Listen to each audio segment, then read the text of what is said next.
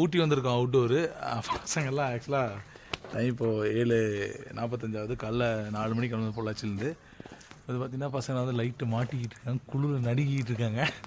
அதுவும் நம்ம ஹரியெல்லாம் உள்ள லைட்டு உள்ளே போயிடுவோம் போல். ஹரி எஸ் முருகன் கோயில் வந்திருக்கோம் நாங்கள். இப்போ ஷூட்டு இப்போ கொஞ்சம் நேரத்தில் ட்ரெடிஷ்னல் வேறு வந்து பொன்மோவில் வச்சு இங்கே ஷூட் பண்ண போகிறோம்.